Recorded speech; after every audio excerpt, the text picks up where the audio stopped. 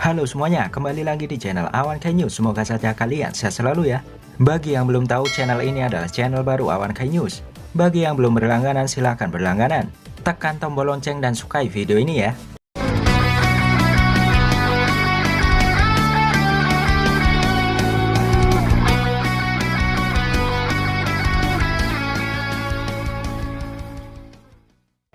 Kami mendapat bocoran untuk manga Boruto chapter 57. Benar saja chapter ini berjudul Eida. Tampak Eida sendiri menjadi sampul di chapter ini. Kekuatan apa yang telah disembunyikan di dalam Kara? Teks lain berbunyi, terselubung dalam misteri yang memikat. Eida seorang cyborg. Adegan diawali Kode mengunjungi sebuah organisasi keagamaan tempat markas Boro, yaitu sesama anggota Inner Kara. Chapter dibuka dengan Eida, Kode, dan Bug.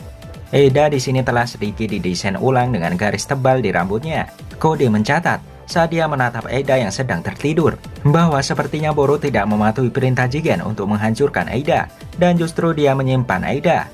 Kode mengatakan bahwa dia tidak tahu apa yang Boro rencanakan, tapi Boro adalah seorang manusia yang terkutuk. Kakek tua bernama Bug menjawab bahwa dia terkejut Kode tahu tentang dia. Jika Kode tahu tentang pengkhianatan Boro, lalu mengapa dia tidak melaporkannya ke Jigen? Kode mengatakan bahwa sampai dia benar-benar melihatnya sendiri seperti ini, dia tetap setengah waspada tentang hal tersebut. Jika Boro melakukan sesuatu untuk memicu kemarahan Jigen, Kode tidak akan diberi pilihan lain selain menghadapi Boro secara pribadi. Kode kemudian menyebutkan bahwa dia tidak bisa begitu saja membunuh temannya yang baik hati dengan tangannya sendiri. Bug tampak tidak berpikir bahwa Kode akan ragu-ragu dalam kejadian itu. Kode mengakui bahwa dia tidak pernah berpikir dalam mimpi liarnya bahwa Boro akan sangat berguna suatu hari seperti ini. Kode kemudian memerintahkan Bug untuk membangunkan wanita itu. Mereka akan berbicara lebih banyak setelahnya. Bug mengatakan bahwa Kode telah memimpin sejauh ini. Tapi apa Kode benar-benar mengerti apa yang dia lakukan? Dialah yang tahu segalanya tentang dunia ini. Sebenarnya hanya itu yang dia dengar tentang Eida. Bug dengan gugup berkeringat karena dia tidak benar-benar tahu apa yang akan terjadi selanjutnya dan apa maksud Kode dengan membangunkan Eida ini. Kode tampaknya tidak menyukai apa yang disindir Bug tentang tujuannya dan mencoba membuatnya berbicara lebih jelas. Bug berkata, Anda tidak akan pernah membuatnya menuruti Anda. Bahkan jika Anda mencoba dengan kekerasan, dia Eida akan hanya... Omongan Bug terputus. Kode kemudian tiba-tiba menjulurkan cakarnya dan kemudian menebas pintu ke peti pot Eida. Ini tentu membuat Bug tercengang. Banyak gas yang keluar dari lubang cakaran itu. Di sini Bug agak kesal karena Kode memotongnya saat dia sedang berbicara. Kode kemudian membalas menatap Bug, mengatakan bahwa dia ingin mendengar ceritanya langsung dari orang itu sendiri. Jika Bug menentang saran ini, dia akan hanya terbunuh. Asap mulai menghilang dan kita mulai melihat Eida muncul dari kepulan asap tersebut. Adegan berubah ke Naruto dan Shikamaru yang melakukan panggilan konferensi video jarak jauh. Jadi pertemuan kali ini hanya dengan video call saja. Shikamaru memberi pengarahan kepada 5 Kage yang ada di layar monitor bahwa targetnya adalah sisa-sisa Kara bernama Kode. Dia meminta mereka untuk merujuk pada dokumen yang ada untuk detail lebih lanjut. Mereka baru-baru ini mengirim pengintai untuk melakukan operasi penyerbuan di tempat persembunyian Kara, tetapi gagal total. Menurut Amado, itu karena persembunyian Kara berada di dimensi lain. Saat ini mereka perlu masuk atau keluar. Mereka akan menggunakan perangkat transfer. Ini tersebar di banyak lokasi. Namun, patroli mereka telah melaporkan kembali bahwa tidak ada satupun dari mereka yang tampak berfungsi lagi. Itu karena barang itu telah rusak.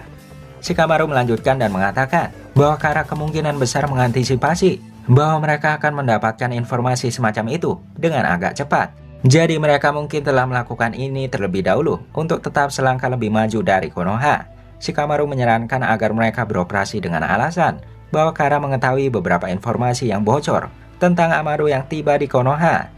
Kurotsuchi memperkirakan bahwa itu mungkin berarti bahwa fasilitas terkait Kara lainnya juga terletak di dimensi lain, sama seperti persembunyian mereka. Shikamaru menjawab bahwa mereka mengandalkan intel Amado saat mereka mencari sumber yang relevan. Dia mengakui bahwa semuanya telah menjadi sejauh ini. Ini akan bodoh untuk seseorang seperti ini untuk tetap berkeliaran dengan santai. Darui menyesali bahwa sepertinya mereka belum menemukan petunjuk lagi. Jadi apa yang harus mereka lakukan sekarang? Chojuro mengatakan bahwa mereka harus memprediksi apa yang akan dilakukan musuh mereka selanjutnya. Jadi bukankah mereka harus terlibat dan menghadapi mereka secara langsung? Lalu apa motif dari mereka? Shikamaru menjawab bahwa ada dua perhatian utama di sini. Satu, mungkin ada pembalasan terhadap mereka yang terlibat dalam penundukan Otsutsuki Shiki secara khusus. Ini berarti Hokage dan beberapa shinobi lainnya mungkin akan diincar untuk dibunuh. 2. Penciptaan Senju melalui Jubi. Gaara menegaskan kembali bahwa Jubi adalah monster yang masih menjadi musuh mereka.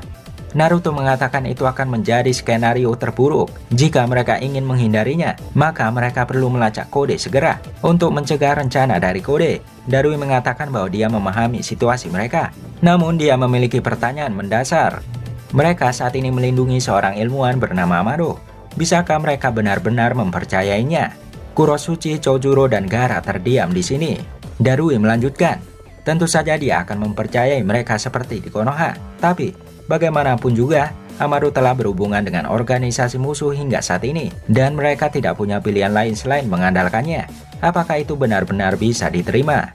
Naruto berkata, untuk memberikan pendapat pribadi saya tentang masalah ini, saya juga tidak akan mempercayainya 100%. Naruto kemudian mencondongkan tubuhnya lebih dekat ke layar, menjamin bahwa Amado memang memberikan kontribusi yang bermanfaat ketika harus melawan Ishiki. Lalu, dalam sudut pandang Naruto, bahkan tidak akan berlebihan untuk mengatakan bahwa desa itu sendiri tidak akan ada di sini hari ini jika bukan karena kerjasama Amado dengan mereka. Hasilnya adalah buktinya. Kurosuchi kemudian menjawab bahwa itu mungkin tontonan yang menarik. Amado hanya mengaduk-aduk beberapa masalahnya hanya untuk mengambil pujian atas solusi untuk mereka. Namun di sisi lain, Amado tampak cukup yakin bahwa nyawanya akan terancam juga. Jadi mereka dapat menyimpulkan bahwa intel Amado sendiri mungkin memiliki tingkat kredibilitas tertentu. Gaara menambahkan bahwa kejadian dengan Ishiki tidak merubah menjadi sesuatu yang lebih serius, yang merupakan aspek terpenting dari ini. Dia kemudian bertanya tentang status karma Momoshiki ke Naruto. Apakah Boruto baik-baik saja? Naruto menjawab bahwa mereka masih mencari metode untuk menangani secara efektif. Tapi pandangannya sejujurnya tampak cukup suram.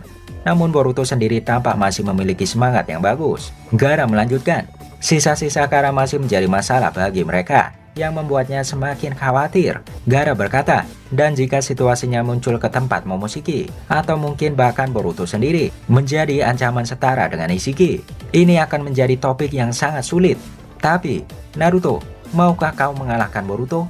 Naruto menjawab, tentu saja. Aku hanya akan melakukan yang terbaik yang aku bisa. Bagaimanapun juga aku adalah Hokage. Adegan beralih ke Amado. Dia mengacak-ngacak beberapa kotak di beberapa lemari. Amado mengatakan bahwa dia berbicara dengan Sasuke beberapa saat yang lalu, dan sepertinya dia telah melakukan tekad untuk melakukannya. Naruto mengatakan bahwa dia juga siap, tapi bagaimanapun juga, Naruto masih menyangkal dan perasaannya masih menguasai dirinya. Putranya yang tersayang akan menjadi orang lain. Selain itu, Boruto akan berubah menjadi Otsutsuki yang mengerikan pada saat itu. Naruto berkata, tapi bahkan jika skenario terburuk itu menjadi kenyataan, setidaknya sampai saat itu tiba aku tidak ingin percaya itu akan terjadi. Amado menghembuskan asap rokoknya.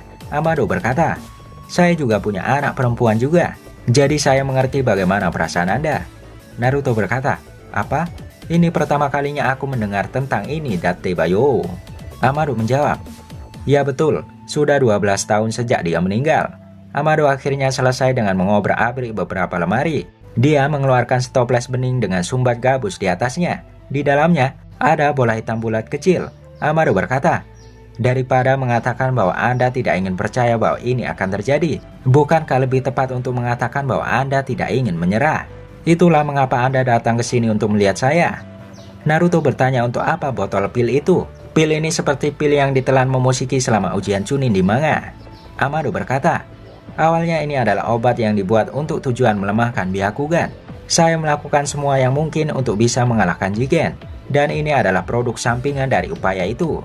Tolong jangan terlalu banyak bertanya tentang itu. Byakugan berasal dari zaman dahulu. Itu berasal dari Otsutsuki. Adapun untuk melemahkan Byakugan, ini mungkin memiliki beberapa kemanjuran yang menjanjikan dalam menekan transformasi Otsutsuki di sel biologis Boruto. Naruto sangat terkejut. Dia bertanya pada Amado, apakah dia serius? Amado berkata, biarkan saya meluruskan ini. Biasanya saya tidak akan merekomendasikan metode semacam ini, karena saya tidak tahu apa potensi efek sampingnya. akan baik-baik saja jika dia masih hidup dengan sedikit penurunan ketajaman visualnya.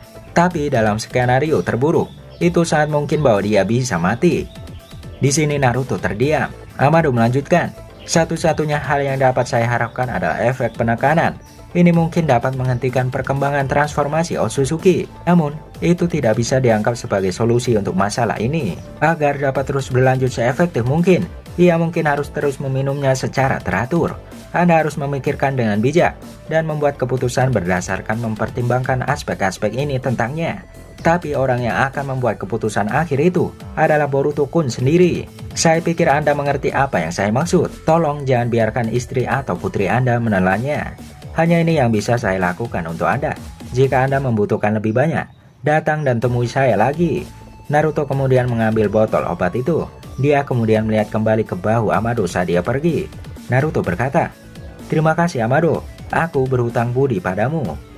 Itu sedikit cerita untuk bagian 1. Bagian keduanya akan kami bagikan di video selanjutnya.